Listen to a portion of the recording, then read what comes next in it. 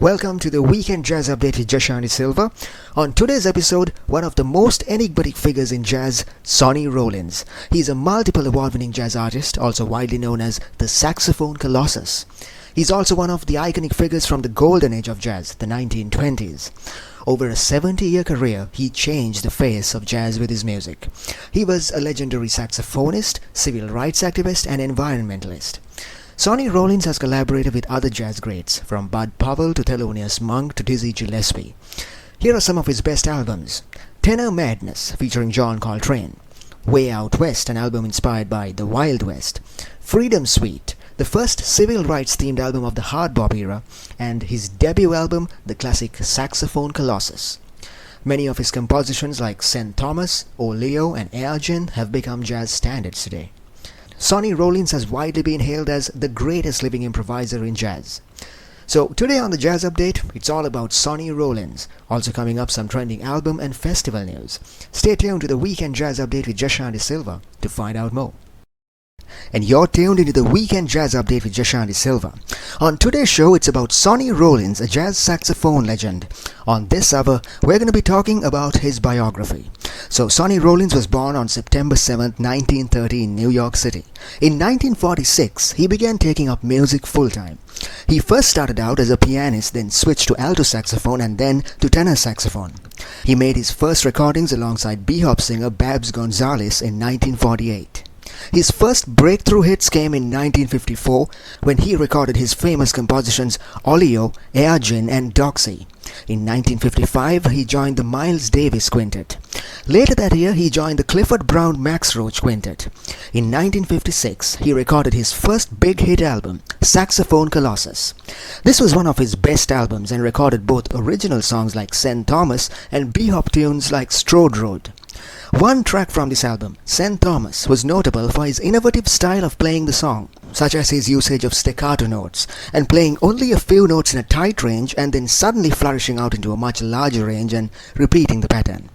Rhythmic innovations of this sort were common to Sonny Rollins' style. He often used them in his playing.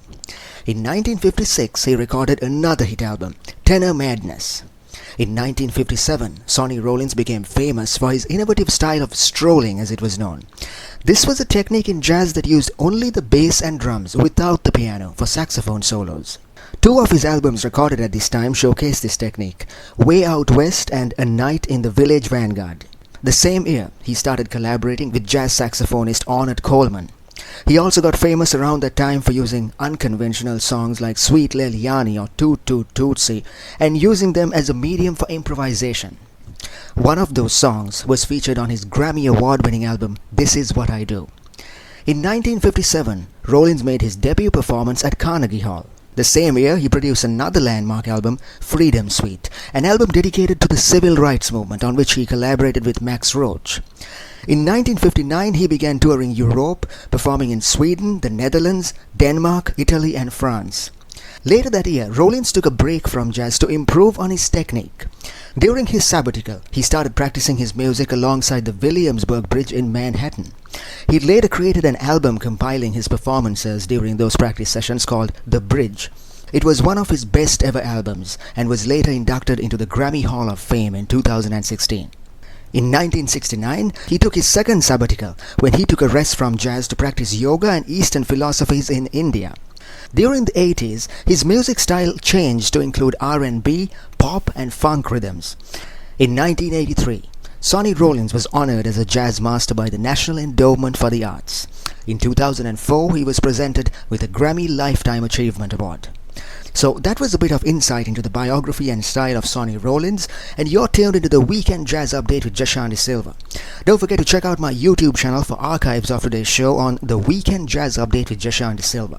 We'll be right back after some music, and this is the Weekend Jazz Update with Jashanti Silva. Don't forget to check out my YouTube channel for archives of today's show on the Weekend Jazz Update with Jashanti Silva. Now, Cyrus Chestnut has been hailed by Time magazine as the best jazz pianist of his generation, and he's going to be making his debut performance at Carnegie Hall on April 19th. He'll be performing alongside his full orchestra with the Cecilia Chorus of New York. So he's going to be taking his fans through two performances, Christ on the Mount of Olives and Power in the Blood. Two beautiful, passionate songs expressed through his piano playing. The first song's a Beethoven classic. His rendition of the song, Christ on the Mount of Olives, features solos, choruses and orchestra music. Power in the Blood, an original series of compositions by him, is a series of spiritual theme songs for chorus, vocalists and acoustic jazz. So if you're interested in purchasing tickets to the event, please visit www.carnegiehall.org. And this is the Weekend Jazz Update with Jashanti Silva. We're going for a short break. Be right back after that. When we come back, we're going to be discussing some of Sonny Rollins' best albums to date. Stay tuned. Welcome to the Weekend Jazz Update with Jashanti Silva. On today's show, it's about Sonny Rollins, a jazz saxophone legend, and during this hour, we're going to be talking about some of his most important jazz albums to date. Here's a quick recap of some of the albums we're going to be talking about. The first one is the Sonny Rollins with the Modern Jazz Quartet. It was released in 1953. This album compiles all his early sessions as a lead saxophonist. It's also a great album to listen to if you're a fan of hard bop songs from the 20s. Another album called Way Out West, which Sonny Rollins was inspired to produce by the Wild West. A hallmark of this album is his innovation of strolling, as it was known. This is a musical technique where the lead instrumentalist or harmony player of a jazz band drops out for a few choruses and leaves the soloist to compensate with drums and bass. That provides a change between instrumentation and helps build up and decrease the tension when the soloist emerges in between. Another album called Saxophone Colossus, released in 1956. This is one of the best albums from Sonny Rollins' compilation. Many consider this to be the one that launched his career as a jazz icon. This album is a compilation of beautiful melodies that bring out different essences of Sonny Rollins' style. So, on this hour, we're going to be talking in detail about these albums, and this is the Weekend Jazz Update with Jashanti Silva. We're going for a short break. Be right back after that. Stay tuned. And welcome to the Weekend Jazz Update with Jashanti Silva. On today's show, it's about Sonny Rollins, a jazz saxophone legend. So during this hour, we're going to be talking about some of his most important jazz albums to date. The first one is the Sonny Rollins with the Modern Jazz Quartet. It was released in 1953. This album compiles all his early sessions as a lead saxophonist. 4 of the tracks are performances alongside the Modern Jazz Quartet, the rest feature quartet lineups. There's also some of his original compositions like the song Mambo Bounce, a Latin American theme song. So this album is a great album to listen to if you're a fan of hard bop songs dating back to the 1920s. In this album, this is actually his very first album as band leader, yet his music is quite remarkable for somebody that new to the business. The highlight of this album is the contrasting nature of the alto saxophone sound of Rollins' saxophone and the overall chamber jazz element of the background music. That difference can be best seen in the first track, The Stopper, an original by Sonny Rollins.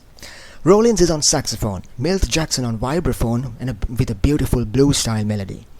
So, the Modern Jazz Quartet started out as a rhythm section in the trumpeter Dizzy Gillespie's band before they started out on their own.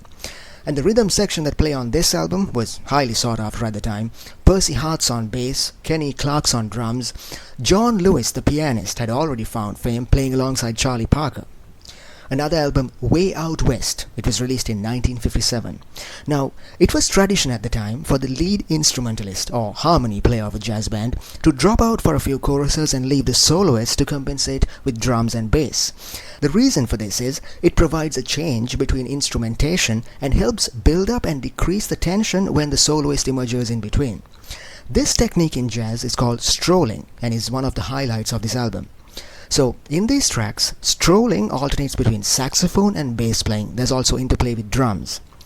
And this album was one of Sonny Rollins' first albums made using a saxophone, bass and drum trio.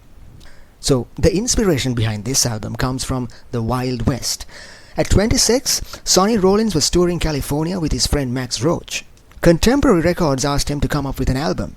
So, his inspiration for this album came from the wide open spaces of Los Angeles and Hollywood westerns. Many of the tracks reflect this, songs like Wagon Wheels and the title track. Another album called Saxophone Colossus, released in 1956.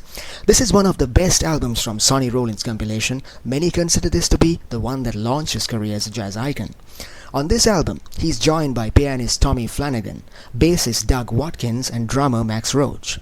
Some of the notable tracks from this album: St. Thomas, a rendition of a classic calypso track; Blue 7, a complicated solo saxophone piece; a playful rendition of the jazz classic Mac the Knife, it's called Moriarty in this album; and the energetic performance of Strode Road. So that was some of Sonny Rollins' best albums of all time, and this is the Weekend Jazz Update with Jashanti Silva.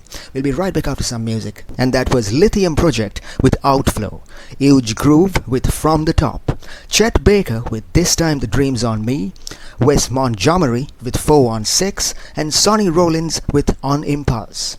And this is the Weekend Jazz Update with Jashanti Silva. On this week's episode, it's all about jazz icon Sonny Rollins, his life and times and best hits. Now there's a new album released from a jazz team hailing from the UK. Paula Ray Gibson and Matthew Boone are out with a new album, and they've just dropped the latest single from that album. The album's called Lovin' in Real Time, and it's set to be released on 5th April on 33 Extreme Records. So this one's a hauntingly beautiful album. It encompasses avant-garde jazz, ambience and torch songs. So overall, this album talks about emotional relationships, the journey from start to finish of those relationships, and the winding twists and turns and complexities. Most of the tracks in this album are inspired by previous songs released on a 2008 album by Paula Gibson. The video accompanying the songs are equally nostalgic. Think oceans and cottages by the sea. The video embodies the spirit of the lyrics. The ocean depicts the stormy waters of an emotional relationship. So right now, Gibson and Boone have released an epic single from that album, a song called Who Could Say No. For more information on the album, please visit itunes.apple.com. So that was some news about an album release that's just around the corner, and you're tuned into the Weekend Jazz Update with Jashanti Silva. We're going for a short break. We'll be right back after that. When we come back, we're going to be talking about more of Sonny Rollins' best hits of all time. Stay tuned.